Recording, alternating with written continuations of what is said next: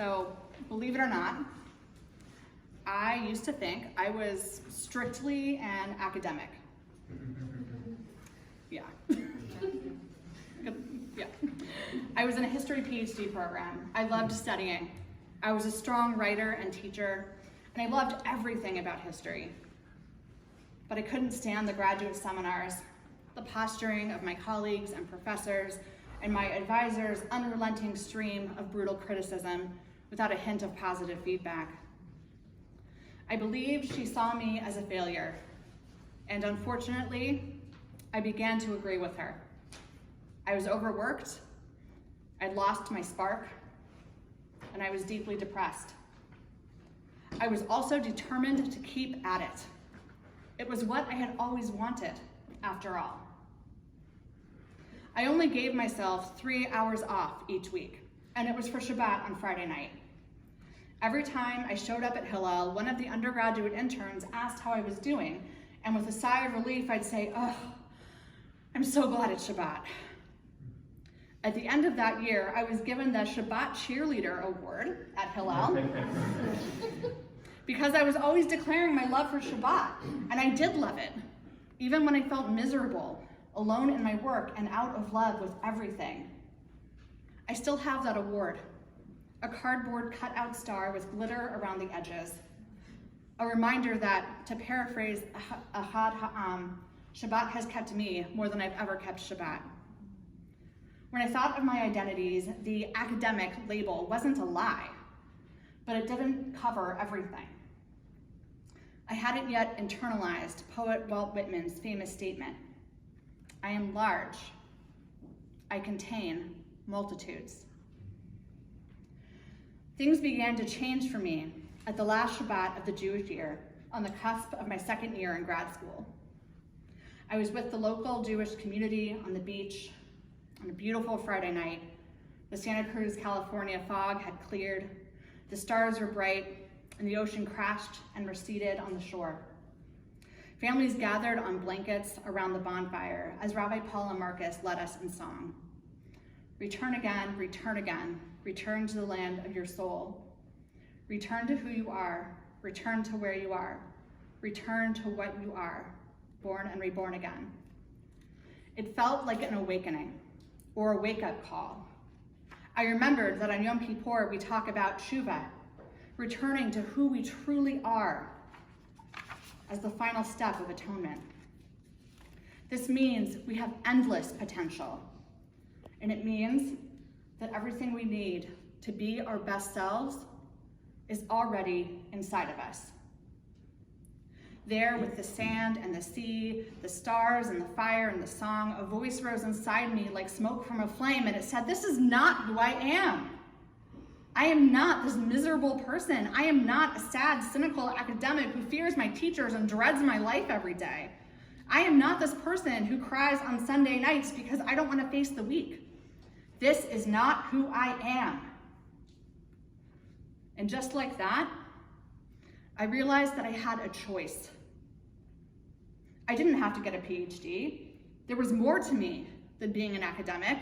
I promised myself that if I was still unhappy in December, I would consider other options. I went to bed that night grateful to have discovered this great epiphany, that I had choices, that I was free, that I contain multitudes. We all have stories we tell ourselves about who we are. What stories are you telling yourself today? What stories have you told yourself this month? Until that moment by the ocean, I had been clinging to a single narrative, something I could believe about myself based on internal and external validation. I am a good student. I am an academic. I was sure I was following the best possible path for Heather, the good student, and it became my entire identity. Everything else about me seemed unworthy of exploration. I couldn't yet see the value in my empathy, my leadership and community building skills, or my growing passion for Jewish life. Don't get me wrong, there's absolutely nothing bad about good student as an identity. And I want to celebrate all of you for your hard work as students, the work that brought you here today. But here's the thing. By this time, I was no longer shaping my story. My identity had begun to write the story for me. How much are you shaping your own story, and how much is it shaping you? Because my identity was writing the story for me, months after my beach epiphany, when I faced the reality of leaving that part of my story behind, I didn't know who I was anymore. Without good student, what, or rather who, was left? I had a full-on identity crisis, and it really felt like a loss. In addition to new anxiety about the future, I grieved the future I thought I'd have. I grieved the person I believed I'd always been.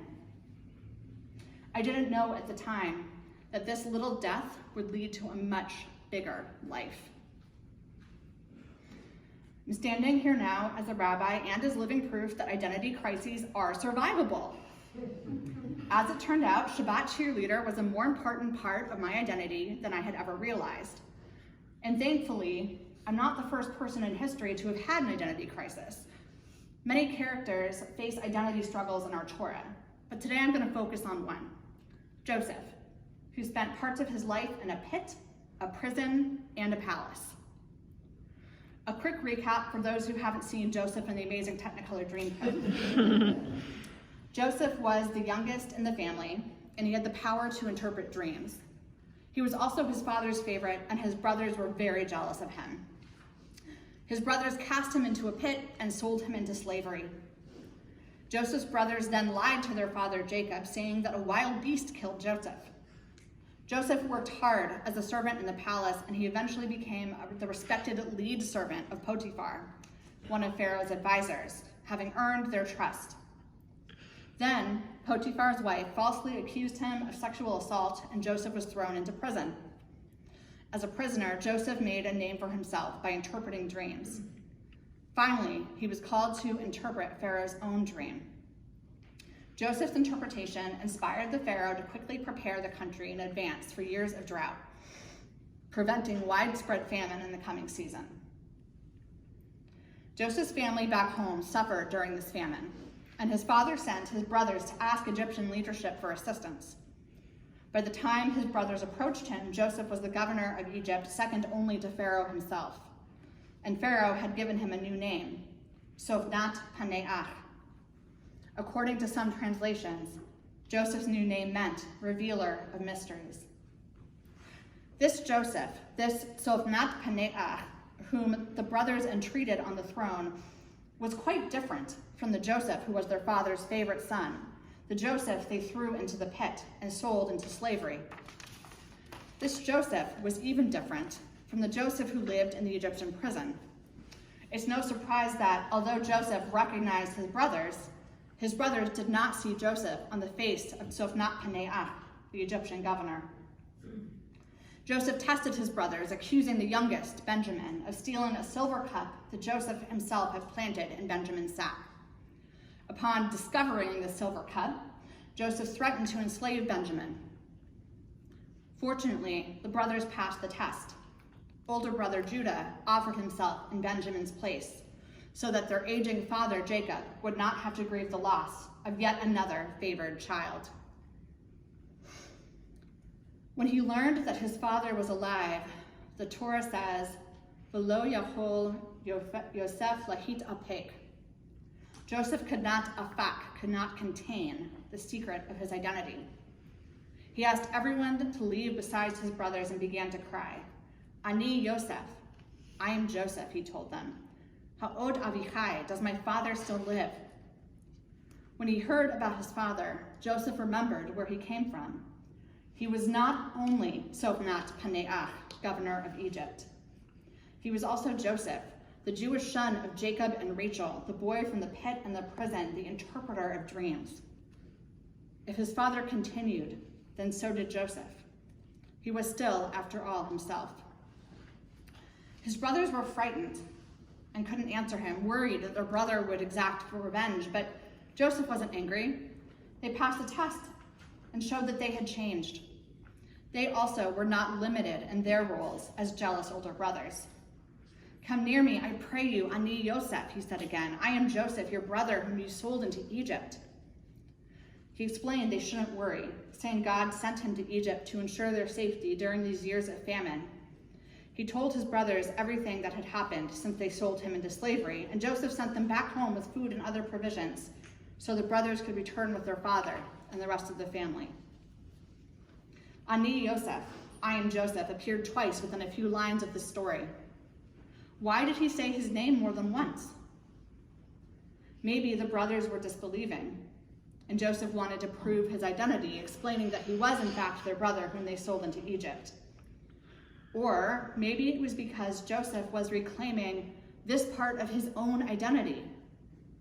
It's significant that Joseph could not contain Joseph once he learned that his father was still alive, even though he rose to power under a new name, Tzofnat Paneach. It is also significant that Joseph told his story as one of triumph, in which God had sent him to Egypt to save his family, instead of a story of victimhood in which his abusive brothers sold him into slavery. Both of these things were parts of Joseph's truth. Sometimes trauma doesn't have a purpose, it just sucks, and part of me really wants Joseph to be angry about what happened to him. And maybe he was. But in telling his story, Joseph had a triple revelation. First, he revealed his identity to his brothers. Then he revealed that everything that happened was part of God's plan, which was his way of making meaning from his trauma. But the resulting third revelation was the most powerful of all. Joseph revealed the truth to himself. And after everything that happened, his father was still alive, and he was still Joseph, as well as Tzofnat Paneach. Joseph had multiple defining traumatic experiences, none of which solely defined him. At different points in his story, we see him drawing on his identities as a dream interpreter, a son, a brother, a servant, and a leader. Though trauma was a part of his story, and it always would be, Joseph saw himself in multitudes. The new year has started, and I invite you to consider, how will you tell the story of your multitudes this year? What parts of yourself can you, like Joseph, no longer affect, no longer contain? Close your eyes for a moment and take a deep breath. And say to yourself silently, I am me. What does that feel like? What identities are you holding? Are any of your identities writing your story for you? Is something external writing your story that shouldn't be? Over time, I've learned to practice drawing on my experiences and identities, leaning into one and then another. I'm a writer, a learner, and a halal professional. I've been a distance runner, a caffeine addict, a band geek, and a person traumatized by infertility and pregnancy losses. I've been a Shabbat cheerleader, a grief guide, a theater person, and a leadership educator. I've been a person facing chronic mental and physical illness. I've been a camp director, a healer, a college student co-op enthusiast, and a historical reenactor. True story, ask me about shooting Revolutionary War era muskets another time. I practice conservative and Reform Judaism. I'm a renewal rabbi.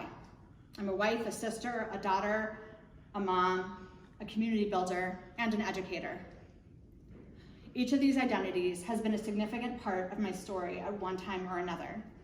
And the most important outcome of my revelation that night on the beach is that I can be all of these things.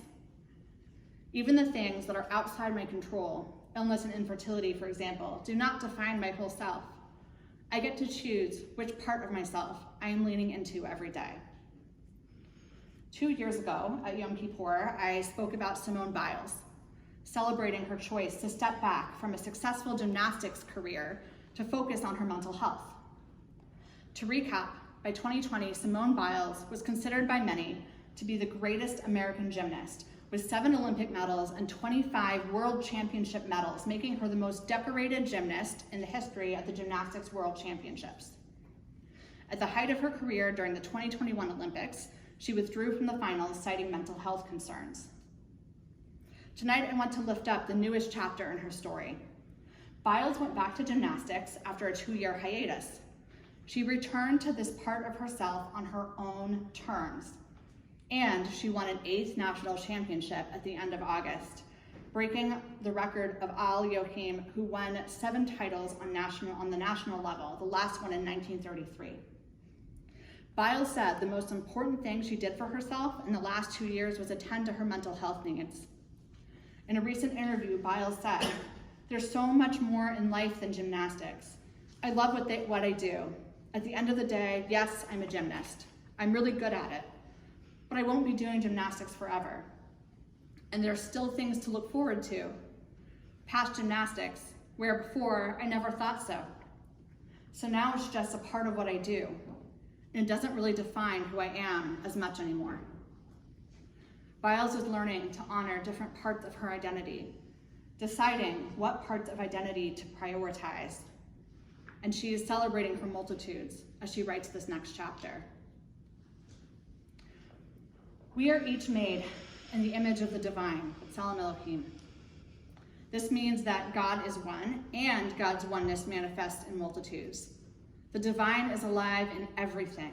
God is in the thunder and the wind and flower petals, yes, even mosquitoes. God is in the mountains and minutiae of daily life. As the Baal Shem Tov, the founder of Hasidism, wrote, God is garbed in everything. No place is devoid of the divine. God is garbed in each of us. God manifests in our multitude of identities, and all of them are holy. And if God language doesn't work for you, consider a teaching from another one of my Rebbes, scientist Neil deGrasse Tyson. The atoms of our bodies are traceable to stars that manufactured them in their cores and exploded these enriched ingredients across our galaxy billions of years ago. For this reason, we are biologically connected to every other living thing in the world. We are chemically connected to all molecules on Earth, and we are atomically connected to all atoms in the universe. We are not figuratively, but literally stardust. Stardust, manifest in multitudes. When I was on the beach on Shabbat all those years ago, sitting under the stars at a dark time in my life, I could never have imagined that I would be standing here tonight as your rabbi telling you this story on Kol Nidre. I left that graduate program, but I still love learning. As a matter of fact, I started looking for a professional development program about 3 months after I finished rabbinical school. I'm not a professional academic, but the academic in me will always love being a student. We don't have to be a professional at any activity in order to love it. What do you love to do, even if it's not part of your life plan? For some of us, it might be playing an instrument or a sport, travel, or cooking. And because we all have great multiple futures, as my friend and mentor Josh Feldman says, our passions and past identities sometimes show up as part of our careers and our lives in ways we can't even imagine. Being named the Shabbat cheerleader, for example. I'm sure that Joseph at the bottom of the pit couldn't have imagined that he would become Sofnat Paneah, a powerful leader in Egypt, or that he would forgive his brothers. But even in that position of power, he realized he was still, after all, his father's son. After winning her 8th championship following a 2-year hiatus, Simone Biles acknowledged that gymnastics is part of who she is, but it no longer defines her. God is one, and yet God and the stardust we are made of manifest in the multitudes of existence. We all contain multitudes. We are expansive. We have so many pasts and presents and futures to explore and inspire us on our journeys of becoming. Which parts of yourself will you return to in this season of returning? How will you honor your own wholeness?